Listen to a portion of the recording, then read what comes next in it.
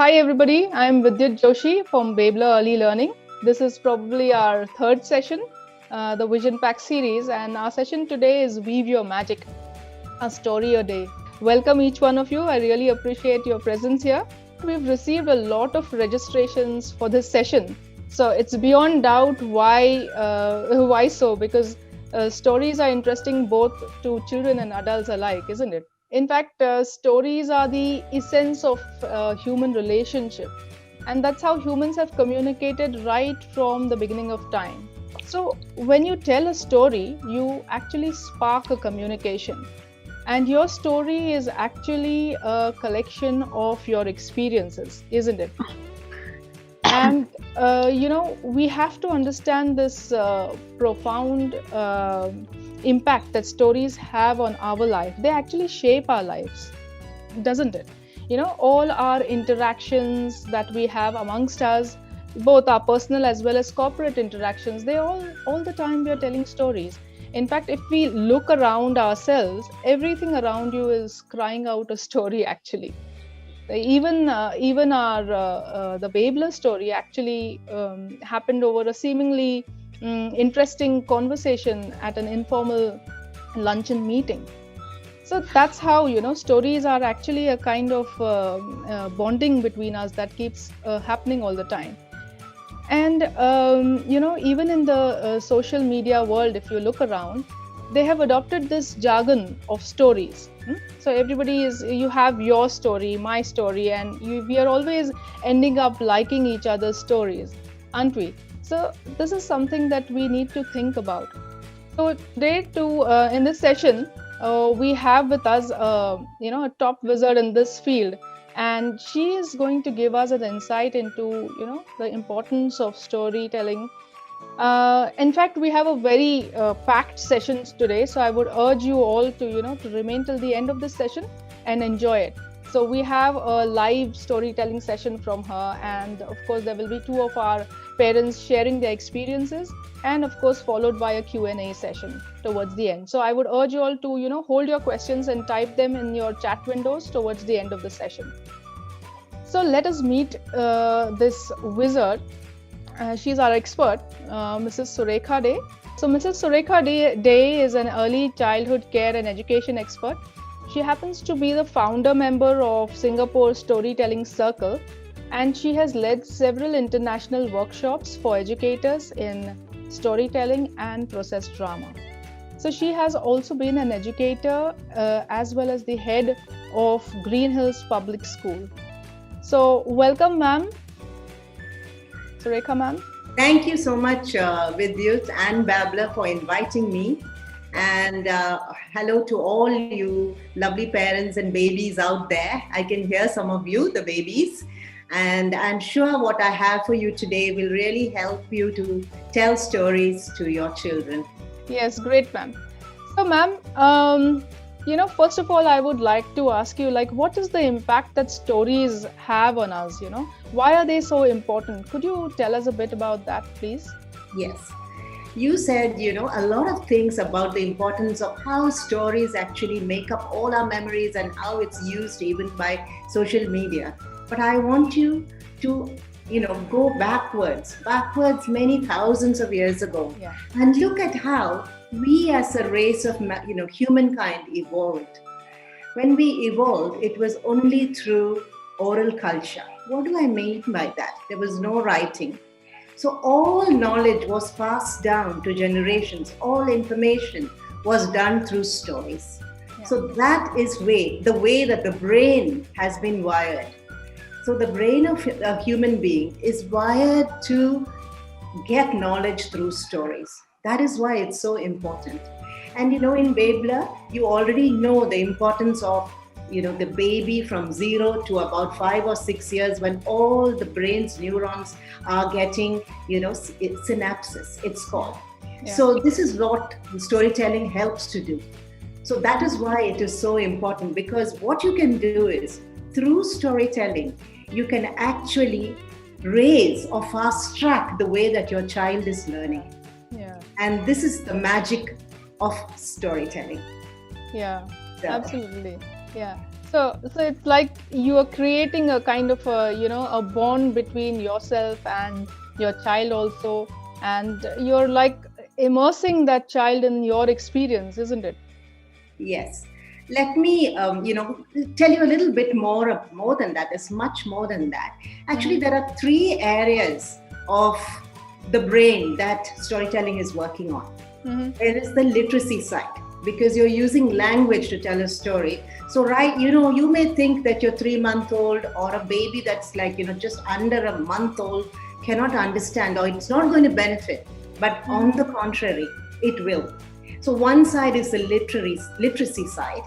The next one is the cognitive development. And the third one is, of course, the social emotional part. So, all these three parts are being, nurtured by storytelling. And for this, Vidyut, I'd like you to show our parent audience the first slide. I Yeah, want sure. them to understand how it works, how the brain receives stories, and how it uses that information to become, to learn. You have to understand how storytelling affects the brain.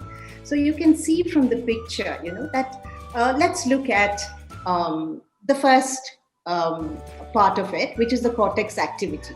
Yeah. So when processing facts, two areas of the brain are activated. But if you take those facts and you put it into a well-told story, what will happen is many parts of the brain get activated. You can see from the different colors that the brain has many, many parts. And what happens when you start telling a story, and the story has a lot of very emotionally charged events. When I say that, for a small baby, it could be a song, it could be some kind of gesture, some kind of movement, some kind of tone that you bring into your story. The brain starts releasing chemicals. Now, these chemicals activate certain parts of the brain, and it's really important. I have given you an example with one chemical. This makes it's called dopamine, and this makes it easier for remembering, memory. It works on memory, and memory with greater accuracy. So you are using certain, chemicals to get released so that, your neural coupling is happening. All this, all the what you want the neurons to do is happening through storytelling. And you have this window that is, from 0 to maybe 7 years, where you have this wonderful opportunity to take the child and like open up so many of these connections that you want to make. Now, when you tell a story, what happens is it might be to a little baby, but what happens is there is something called mirroring happening. So even the baby is looking up to the mother and learning from the mother or whoever the caregiver is. So it's very important thing that you're doing. So through the story, the baby is also mirroring with you. So just like you look at yourself in the mirror, you and the baby are mirroring, which doesn't mean, so the brain is actually kind of raising itself to the brain waves of yourself. Yeah. That's what happens at mirroring. And then when this happens, when all these things happen, then the neural coupling happens. What is neural coupling? It is when stories activate parts of the brain that allows the listener to turn the story into their own ideas, their own experiences. And the way it happens, parents, is through a multisensory way. So it's through eyes, visual, it's through hearing, it's through tactile, touch, it's through smell, and it is also through the voice. So everything is coming into play. So with you, that is why it is so important to tell stories and the why of telling stories. Yeah, that's really nice. I mean, I think there are even some chemicals that get like, for example, dopamine or something. I could see it from your slide. So that's rather interesting. Yeah, you did talk about neural coupling that you mentioned, and this is something that we in the Babler family have, always been stressing on, and the thesis of our whole product, the Babler product, is built around this. So that's why we encourage the parents to use their voices whenever they are doing any of their Babler activities, So, ma'am, I would like to ask you one thing. So, what does it take to become a great storyteller? Would you say that, just about everybody can, become a good storyteller, or does it need preparation? Or can I just, kind of open up a book and start extempore teaching, So I think before I answer this question, if you could just put on the next slide, and I think I would like to go through that slide before, yes. Okay. I answer that question. It's a very interesting question, and I'm sure many of the parents have this. So let's look at this. It's part of the first question that Vidyut asked. Why tell stories? Okay, because storytelling is equal to balanced brain learning. Now, this is very, very important, right? From the beginning, when the newborn is learning, you need to give the baby inputs from both sides of the brain. There's something called the right brain, and there's something called the left brain. One side of the brain is the left side of the brain, actually, and the right side of the brain. So the right side is more the creative brain. It's more intuitive, abstract, focused, creative, space-oriented. That's the right side. And the left side, or the left hemisphere thinking, as it's scientifically called, is generally more sequential. It's linear, logical, practical, mathematical, analytical, scientific, and time-oriented. Now, storytelling engages children to engage and balance both parts of their brain. This is really, really important. And you'll find that, people who have got very high IQ, somebody like Einstein, both the sides of their brains were equally developed. Now, if you look at our, school systems, you'll find that it is mostly the left side. It's all about marks, and it's all about structure, and it's all about, linear, logical, practical. And now, slowly, all over the world, the right hemisphere thinking ideas are coming, and that's why you have the arts integrated learning and the new government policies for schools in India. It's going to incorporate all that. Now let's look at one more slide before I answer your question, Vidyut. If you could just because you have to understand all these before I show you how you can tell the story. Now the next slide is about the fact that we all have more than one intelligence. There are 9 intelligences. We all have it. And storytelling engages all the 9 intelligences in one shot, because it's very dynamic, and it is multisensory, because in a story you have oral, the hearing, the visual, the sensory elements, which what happens is when you use all the 5 senses into the story, different types of cognitive processes are happening in the brain. And this underpins learning. Okay, and from this, again, into the next slide with you, we are going to see this theory came out about 20 years ago, and following this came this theory of the 8 pathways to learning. So there are 8 paths through which a child learns, and if you can use stories which opens up these paths, through one story you will be able to touch upon all these things that you can see here in this slide. Don't worry too much about it, because you can always Google it and find, what they are, and take your time to understand what the 9 intelligences are, and also these 8 pathways. But basically, it's language. It's all about the natural world. It's about understanding yourself. It's understanding others. It's about a social experience. It's about maths and sequence and logic, numerical. It's about spatial. It's about music, rhythm, pitch. And it's also about linguistics, which is words and language and listening. So storytelling brings in all this into one tool that you can use to achieve. It's amazing.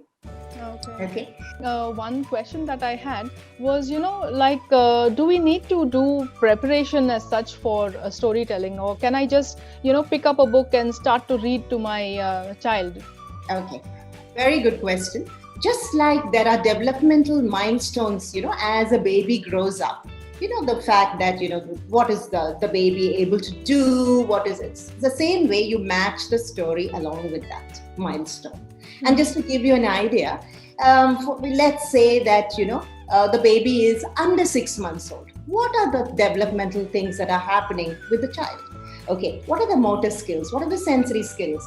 Then, if you bring in, if it's child is moving its arms, maybe in your story you can bring that in as you tell the story, making the child move its arms, sing along with it. That's the way you bring in the story. So yes, you need a little bit of creativity from your side.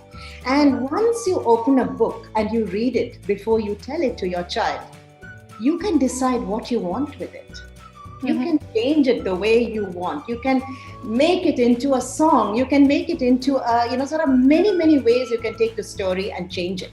The words are there, and your child is going to be growing up, so you can at 4 years and 5 years you can go back to that book and they be able to read it with you.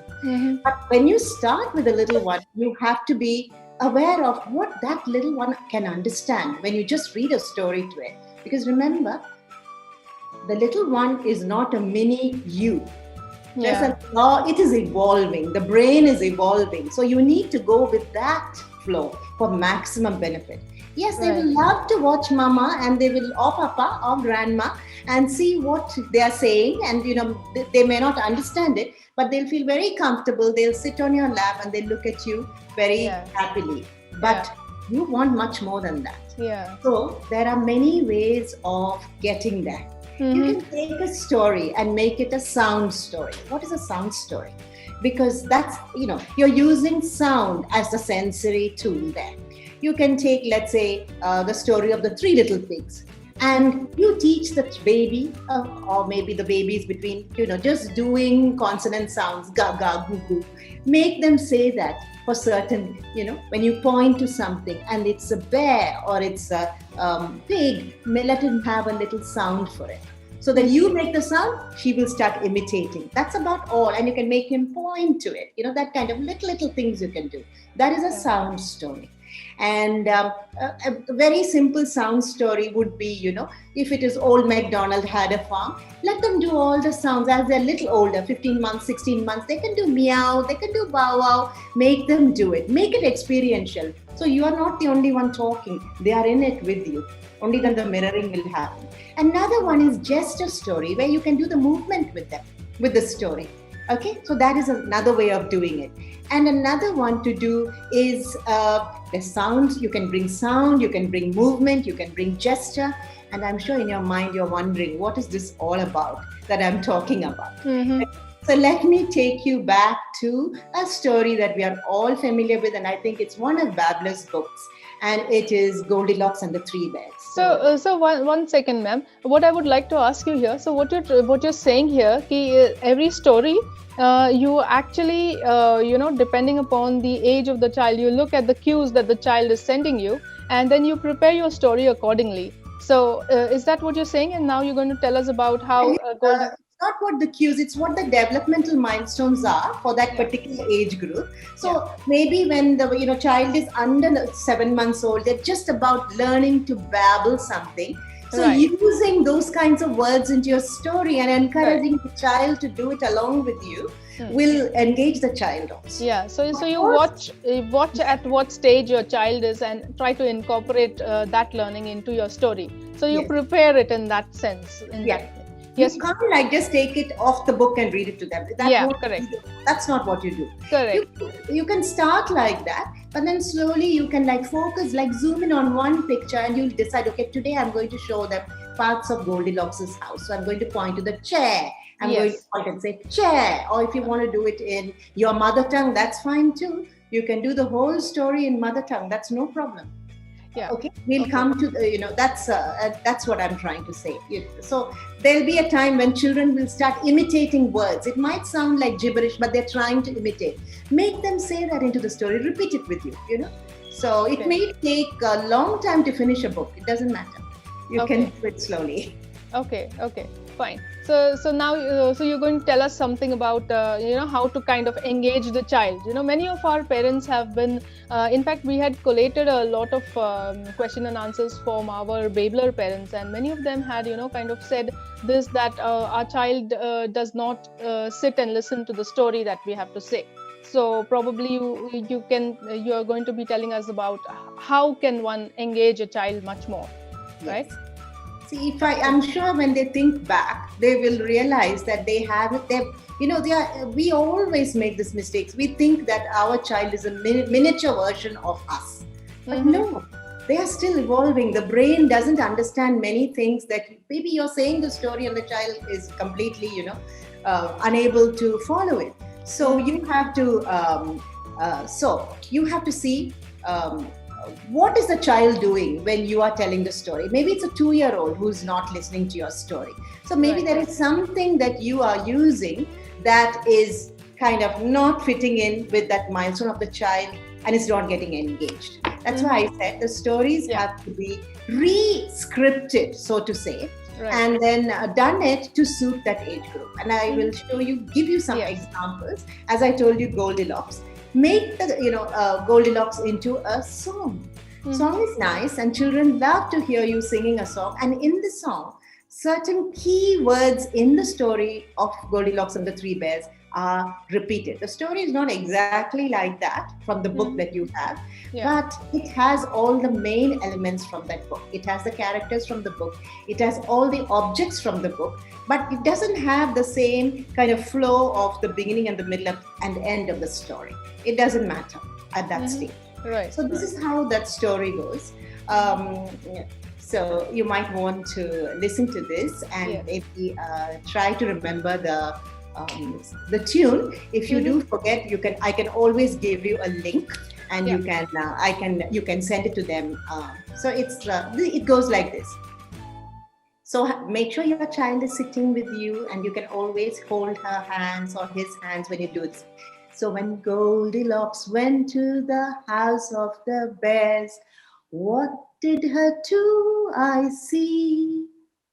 A bowl that was big, a bowl that was medium, a bowl that was tiny, that was all. She counted them 1, 2, 3. When Goldilocks went to the house of the bears, what did her two eyes see? A chair that was big, a chair that was medium, a chair that was tiny, that was all. She counted them 1, 2, 3. When Goldilocks went to the house of the bears, what did her two eyes see? A bed that was big, a bed that was medium, a bed that was tiny, that was all. A bed that was tiny.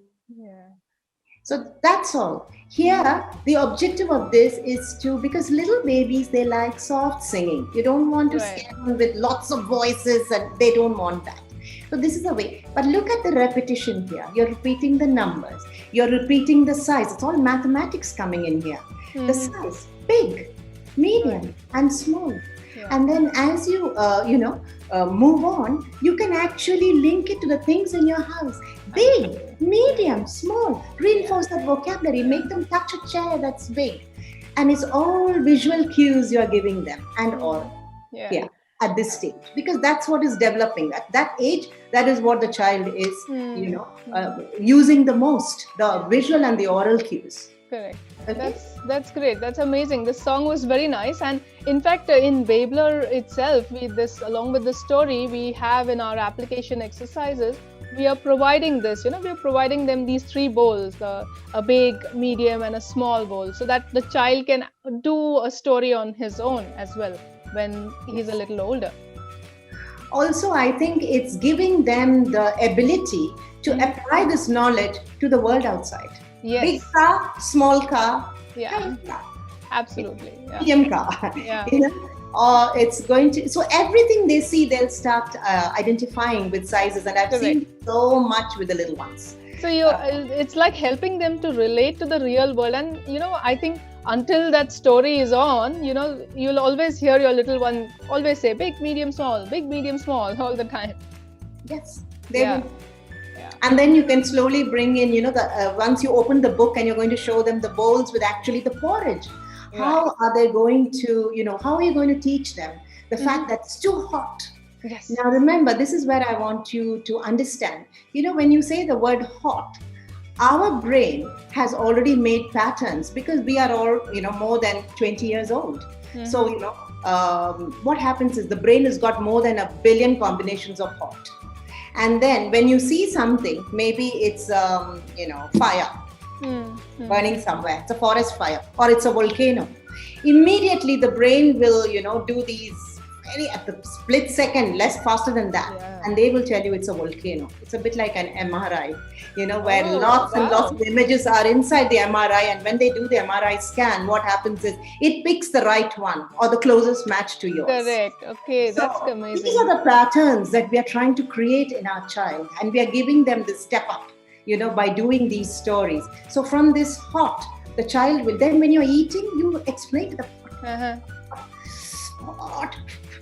You do all this. It has to be very much dramatic with them. Yeah. And then they will relate. That pattern will go into their brain. They will never go and put their food, mouth into something too hot. How many children burn themselves? Yeah. And then take them to the gas and tell them, hot, don't touch. If you do it through the story, they will remember it more and they won't forget. But if you just tell the child, don't touch that, it's hot, they will go and put their hand on it. Absolutely. Very important learning that is. Yeah, that's wonderful. That's really nice, ma'am. I think you gave us a very good insight into this. So as I was saying, I think I asked you a question like, can anyone be a storyteller, kind of, So could you give us some more ideas as to how, let's go into the how of storytelling. So if you can probably, like even I am wanting to listen to a story, much like I'm sure I echoing everybody's voices when I say we all would like to listen to a story being narrated by you. Could you do that for us? Of course.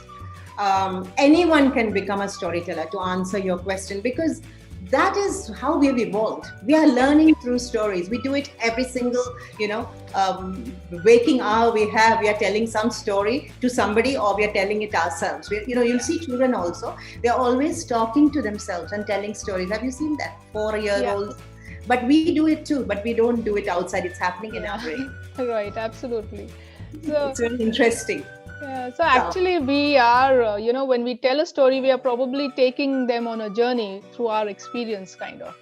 So all these little kids like to do that. Yeah.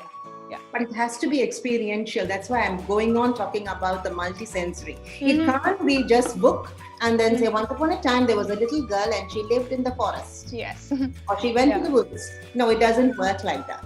It has to be, it has to be interactive. The baby has to be pointed. The baby has to be shown colors. The baby has to be shown different things. So every day you can decide, today I'm going to look at all the parts of the house. Today I'm going to look at this aspect of the book. And then slowly bring in the story. Even if you don't finish all the pages, it doesn't matter. The child is already getting engaged. The child is already putting patterns into, his or her brain. So I think that's what it is. And then I also wanted to also bring up the fact that, when I was young, I thought I could not sing. So I'm sure a lot of people are wondering, I can't sing. How am I going to sing a story to my child? Yeah. So, among we are all like, we all have the 9 intelligences. It's just the fact that 1 or 2 are more prominent. But that doesn't mean we don't have musical intelligence. We do.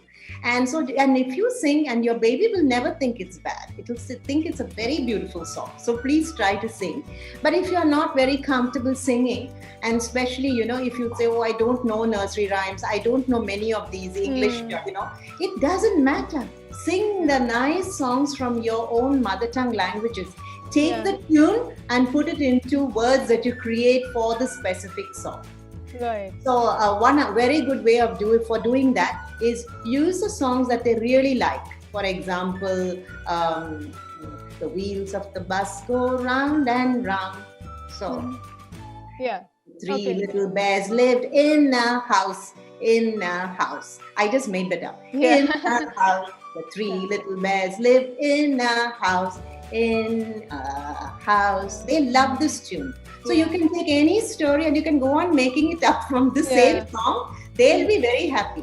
Yes, sure. That's great. Okay, that's wonderful. So maybe can we have a little story time session from you, ma'am, now?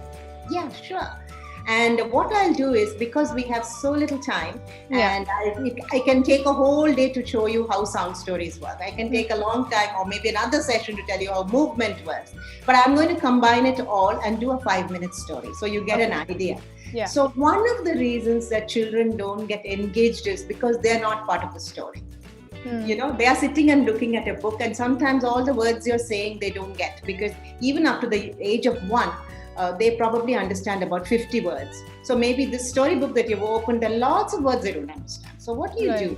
So one way to do it is, this is a story that incorporates sound in it, gesture, and movement. So all the three are in. It's called the Tomorrow Monkeys. So if you're all ready, let's all get ready. And this is how the story works. You are going to help me tell the story. Are you ready? You are. Yes. Yes. And I had a few people were asking whether children can watch. You're most welcome to make them come in now if you want. Yeah. Yeah. And think that they are, they're going to be engaged. So, monkeys? Yes. I want you all to learn what a monkey does. So when I say the word monkey, I want all of you to go, Pushbu, little one. Very good. You see, they're not able to get it. Yeah. So cute. And monkeys love to climb trees. So climbing trees, everyone, climb up, climb up, climb up, climb up. Climb down, climb down, climb down the trees. Very good. Now, monkeys live in forests, and in the evening, what happens? The clouds come in. All of you show me. Clouds are coming in. Clouds. And then what happens when clouds come in? It starts to become very windy. Ooh. The wind. Ooh. And then with the wind and the clouds will come the rain. Everybody create some rain. I want to get lots of rain. This is Mumbai. It's raining. It's a rainy season, full of rain. Very good. Now, when it's raining, it's very cold. So all of you, when I say the word cold, I want you all to go brrr, brrr, cold. Brrr, brrr. Yeah. Good. Now, when it's cold, all the monkeys are very sad. Then the father monkeys. All of you lift your right hand. Show me your right hand. They all speak with their right hands pointed up like this. And this is what they say. Tomorrow, we will build a house. Tell me that. Tomorrow, we will build a house. And mama monkeys will shake their left hand and always agree to whatever papa monkey says. Okay? Yes, tomorrow, we will build a house. And all the baby monkeys will go, okay. And this is the action for sun coming down and the sun coming down and the sun going. Yeah. And this is the action for play because monkeys love to play. So this is the action for play. And this story, parents, this is called a repetitive story. There's no real ending to it. It's a fun story to do. Mm-hmm. And you can decide at which point you want to stop it, because usually 2 rounds and they get it, because by the time they're 3, they can already understand what it is. Something is funny and they'll start laughing, so that emotion has already been learned. So let's do the Tomorrow Monkeys. And for the older ones, if you have like maybe a 4-year-old, you can ask the 4-year-old, why do you think this story is called Tomorrow Monkey? Would you like to tell me? At the end of the story, you tell me why it's called the Tomorrow Monkey. So there again, you're engaging the child, because the child will listen till the end of the story to tell you that answer. Or you can say, if you learn the story, you can go back and show it to Dadi and Dadi Ma. Finished. They'll want to learn it and then want to go and show it to somebody. So that's how you engage them if you find that they're not interested. Now, everybody, I want to see how clever you all are. Your children are very clever, I can see. Now, when you are doing it with the very little ones, do it in the order that I taught you in terms of the actions. But with the older ones, or if you're doing it 3rd time, 4th time, mix up the actions and get them to remember it. Okay, ready? So shall we do the story? Yes. But remember, when you hear the words that I've cued you with, you have to do the action. Okay? Yeah. So, in a forest in India, there lived a group of monkeys. Every evening when the sun came down, the monkeys would climb up the trees. and the clouds would roll in, and the wind would start to blow. Ooh, and it would start to rain. And the monkeys would be so cold, and they would all say, and father monkeys shake their right hand and say, tomorrow we will build a house. And the mother monkeys will shake their head and agree and say, yes, tomorrow we will build a house. And the baby monkeys will be so happy. They go, in the morning, when the sun came up, the clouds would roll off and the monkeys will climb down their trees. And then they would start to play and play and play till one little monkey will scratch her head and ask, are we going to build a house today? And all the monkeys will say, tomorrow, tomorrow. And they will play and play and play.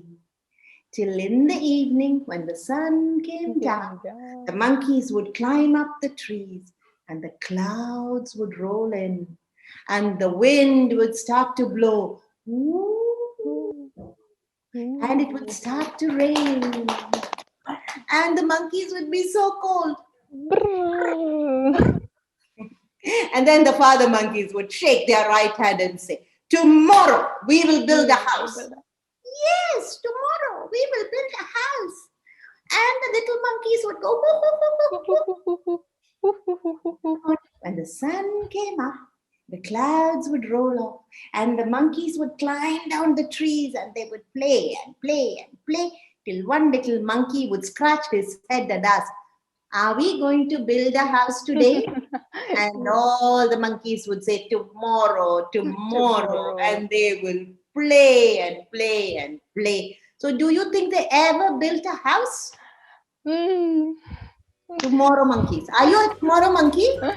Yes, we are all tomorrow monkeys. No, we are not. So this is how you bring it. Now this is just an idea. Yeah, you can take any story and bring action into it. So you can give them a cue, even for maybe Goldilocks, give them an action for doing ding dong and the door opening.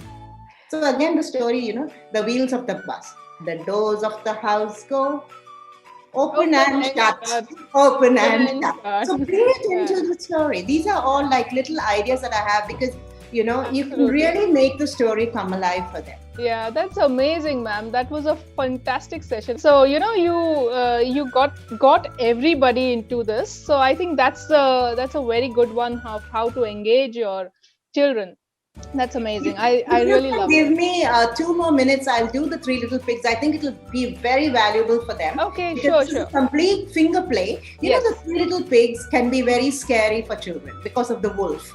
And remember that the emotion of fear is the last one. It develops later, and you don't want them to have any fear. Mm-hmm. Because you will notice that all your fears came from childhood by somebody scaring you about something. Police will come, there'll be a ghost there, or grandmothers used to do all these things, but now we know that shouldn't be done. So this is finger play. Everybody exercise your fingers. So it's like motor skills now, everybody, and it goes like this. 3 little pigs lived in a house. Along came a wolf as quiet as a mouse. Little pig, let me come in. No, by the hairs of my chinny chin chin. Then I'll huff and I'll puff and I'll blow your house in. Okay, here we go. Woo! And up the pig flew. 2 little pigs lived in a house. Along came the wolf as quiet as a mouse. Little pig, let me come in. No, by the hairs of my chinny chin chin. Then I'll huff and I'll puff and I'll blow your house in. Ooh, and away the pig flew. 1 little pig lived in a house. Along came the wolf as quiet as a mouse. Little pig, let me come in. No, by the hairs of my chinny chin chin. Then I'll huff and I'll puff and I'll blow your house in. Okay, here we go. Ooh, he blew and up the pig flew. No more pigs lived in a house. Along came the wolf, as quiet as a mouse. Little pig, let me come in. No one answered him. So he said, I'll go away and come back another day. The three little pigs did slowly creep and into their blankets and fast asleep. The end. Great, ma'am. I think that was a fantastic session. I think you have opened out a lot of, ways in which we can think and do things so that, our kids will really be engaged. So, now, before we there are a lot of questions which our parents had, and as I told you, we had collated some of the questions. So I'll ask you a few of them that with our Babler parents had asked us. So what I would like to ask you is, can I show my child a video or an audio book instead of me telling them a story? How would you react to that? Okay. My immediate reaction would be no, and I'll tell you the reasons why. One, when the mother or the caregiver is telling the story to a very small baby, it's again, voice recognition that comes in. That's very, very important. Now, when you have an audio, it's like there's not even any video. It's a foreign alien voice that's coming in. There is no, and the child, if it's looking at a book, it might have, it's developing the emotion of fear. And it might be the pig's picture or the wolf's picture is frightening for the child. But if the mother or the caregiver is telling the story, you can mentor it. You can go page by page. Does he make you frightened? No, he's, you can tell the child and to explain to the child, So there is a difference when it's an audio book or even if it's a video. Maybe much later on, the child is older, they're familiar with the story, they can understand what is real and what is not. All that comes a little later. They are not able to, separate this at this age, below 3.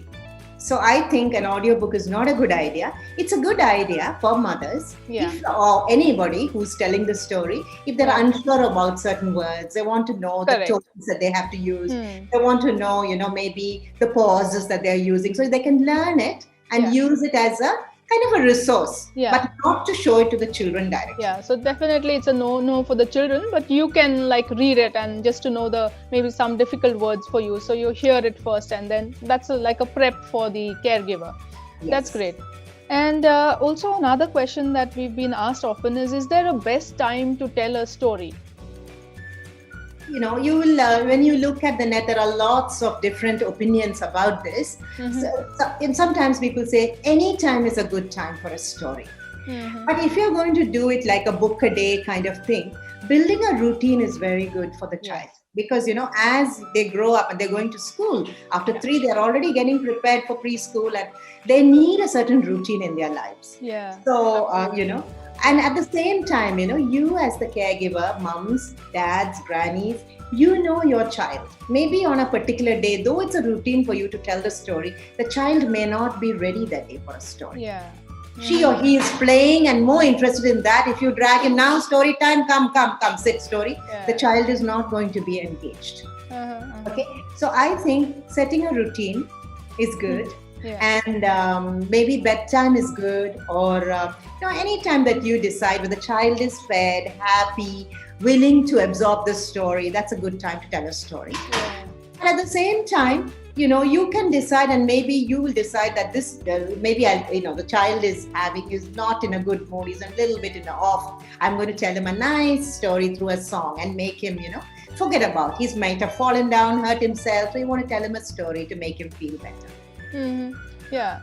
So there is the good time is probably the time when you are in the right disposition and your baby too is, And also, I suppose the environment around also makes a difference. You must have a silent environment where you can focus, both you and your child can focus, right? I think what you need to do is, if possible, because many of you are working mothers, I can't ask you to put off your phone, but it'll be good if you're going to spend 10 minutes with a child, not to have the phone ringing all the time. So maybe put it off in mute. Yeah. And also don't have any loud TV going on, anything that will distract the child. Right. Have a nice comfortable place where you can sit and tell the story. Right. I have a question here, if you don't mind, Vidyut. If you look at it, it's from Rekha Jain. She Yes. says, my 1-year-old boy just takes the books away from me and starts flapping it on the pages on his own. Okay. There are two ways you can do it, Rekha. One thing is you can make him maybe sit and open the book and actually use his finger to show him things as you are telling the story. Otherwise, maybe if he's flapping the books, he is not listening to you, he's playing with it, it's become a toy for him there. Maybe what you could do is tell him the story without using the book. Try that.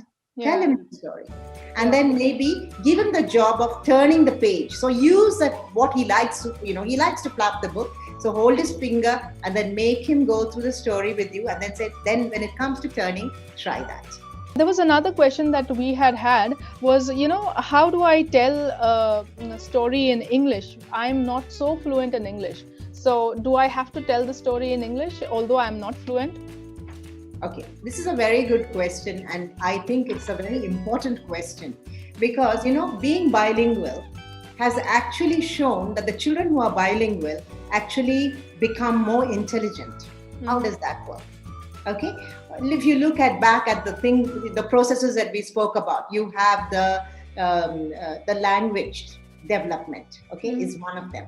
So the children are able to understand two languages. That means the brain is multitasking. It's problem solving. Now, on the socio-emotional level, these children are more open to, when they go to school, they will be meeting children from everywhere. They will be much more, I think, easier for them to adjust. So English, if it's a problem, it's no issue at all. Start it in your mother tongue. The same stories can be started in your mother tongue. And then slowly, maybe you can introduce, English into it as you get more confident yourself with the language. And remember, you need not read the whole story. You can tell them in very simple ways. Bring in gesture, bring in sound, bring in a song, and then do the story. Okay, so the story becomes yours. Basic is the resource. After that, how you use it is your creativity. So Niyati, don't stop. It doesn't matter if it's not in English. Absolutely, it doesn't matter. It's very important. Mother tongue is also equally important.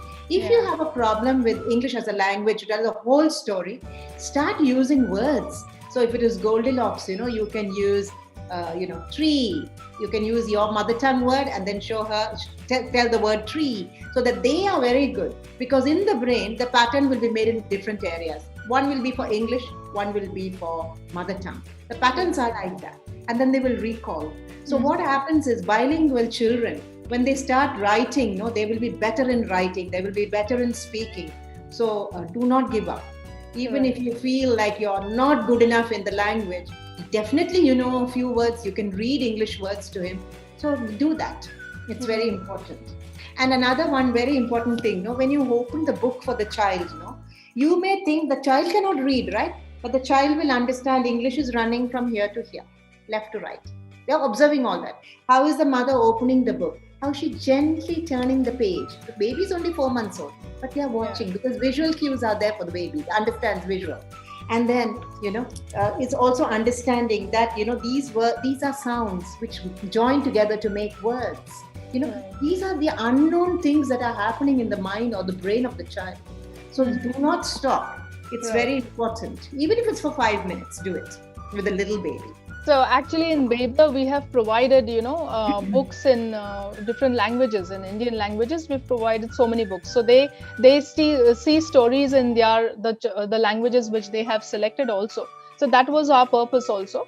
And I think we provide them with 2 English books and plus other books of their languages. So they have a huge collection of stories.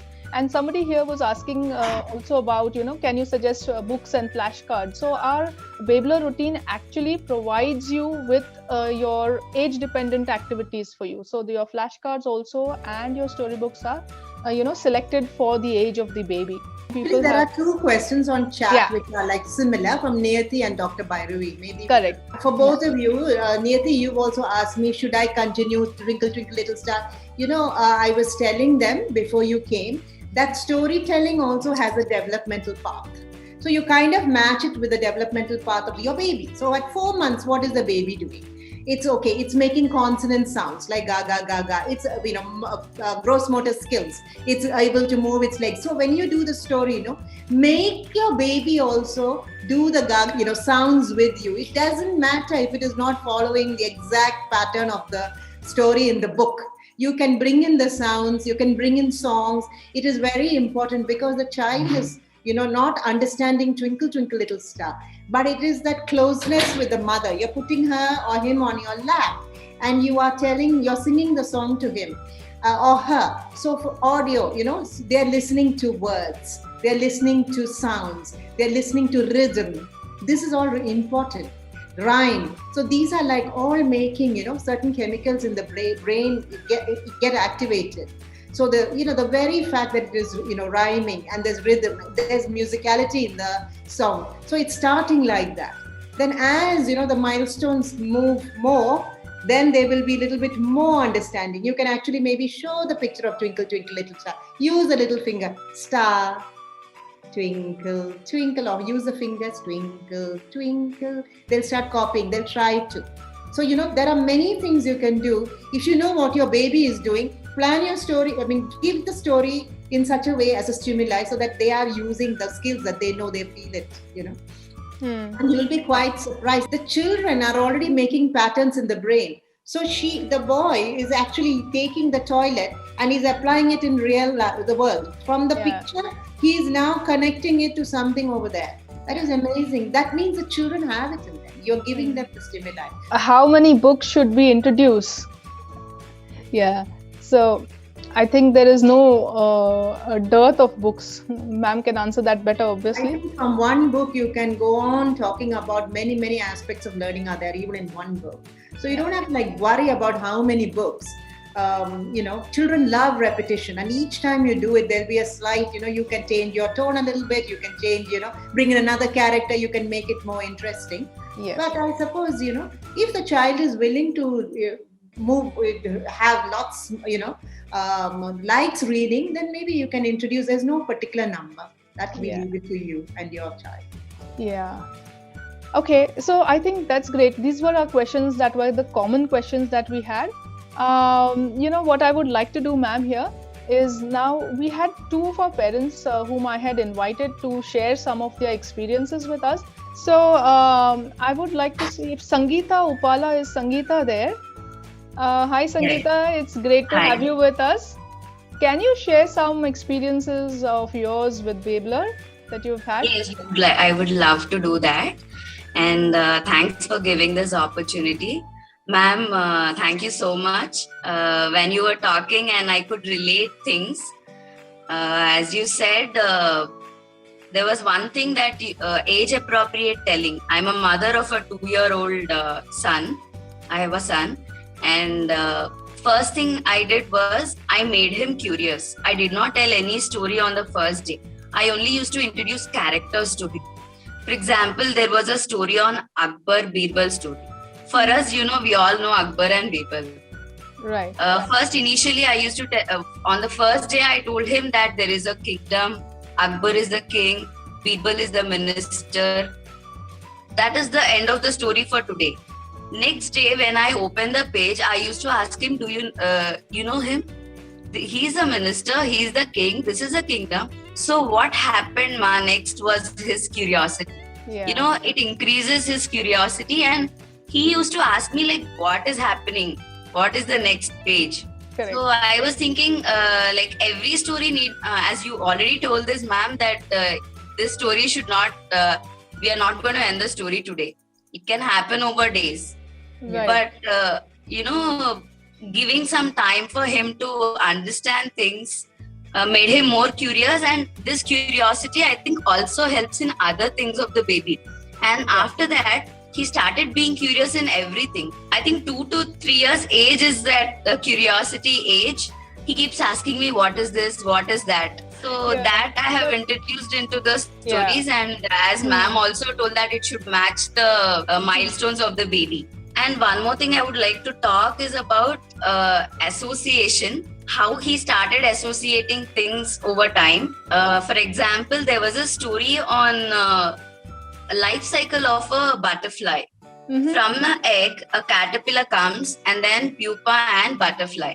I thought it was very difficult, and how would my child understand this small process at very young age? Right. I was having that attitude. But I tried to tell him.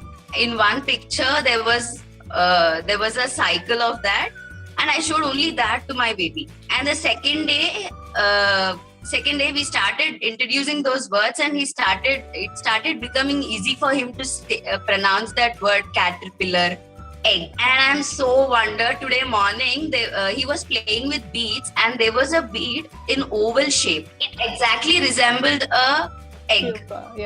And he asked me, like, does a caterpillar come out of this? Oh. You believe me, I was so I was so overwhelmed. Yeah, really, he's associating so many things. Absolutely, very nice. That's amazing. That oval bead, he asked me whether a caterpillar comes out of this. Correct.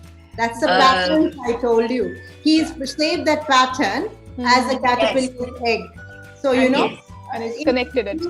Then he's recalled that. Right. He recalled that. The brain. And telling one story at not single time, repeating those characters, repeating those scenes. Yeah. For example, there was a story on a railway station and a train. So whenever we were traveling and we were seeing a railway station, he used to associate that place. And after lockdown, we recently went out, and he only knows that wheels on the bus go round and round, and they come in TV. We usually don't see buses. We only see them on highways. Yeah. So when we took him out, he was so excited. Ma, wheels on the bus go is this. Great. We felt very happy that he was able to associate well, because we were repeating it every time. Yeah, Sangeeta, that's great. I think that's a wonderful share that you have done with us today. Thank you very much for it. We really appreciate it. So there's another parent whom I would like to share something. Khushbu. Yeah, hi Khushbu, how are you? Hi, I'm good. Good The to session have you. today was, thank you. The session today was very, very useful, and probably storytelling was one of my weak points, and my son wasn't able to focus on me. Whenever I used to start a story, he gets distracted. So this was very, very helpful. Okay. And my son is 19 months old, and he loves the show cards section the most. And he has learned so many new words, and he uses those words at home, like this is the bathtub, this is a toilet, this is a basin. I did not I did not teach him separately apart from the show card section from the Babler app. Right. So that is really, really useful for him. And I've been using Babler for around a year now. Yeah. And it is sort of getting into his routine, and recently he has started saying, whenever I tell him, come on, let's do Babler, he said, iPad ka. So he also repeats Mama Babler. Yeah, so he's looking forward to doing it. I guess the routine that you've been following has even set in place for him then. Yes. That's great. Yeah. That's great, Khushbu. Yeah. Very nice to have parents share experiences with us. Thank you very much, both Khushbu and Sangeeta. So great. Then just to summarize, I think storytelling is more like a pedagogy that you have explained to us so beautifully. And all the 9 intelligence contribute to learning in that. So it's a very essential learning tool, not just a fun tool. It's an essential learning tool also. So communication and creativity is definitely enhanced. And I think more importantly, there is always, it's kind of, as I said earlier also, it's a nourishment for your subconscious, which takes you to become, probably it molds your personality. So that is the thing, this profound understanding what storytelling is all about. I think we should all take back home. There are some more very interesting questions out there, but there's no time to answer it. So maybe you can tell them that if they want, like what I gave you today is just like a very like a snapshot of what you can do with stories. Yeah, sure. In fact, I will just share ma'am's number. So this is ma'am's number here.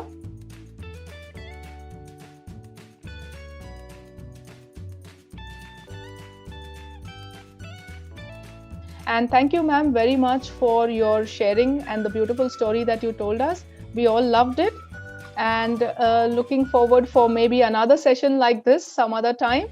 And we will meet our parents again in the next session of our Vision Pack. So bye-bye, everybody. Thank you, ma'am. Everyone.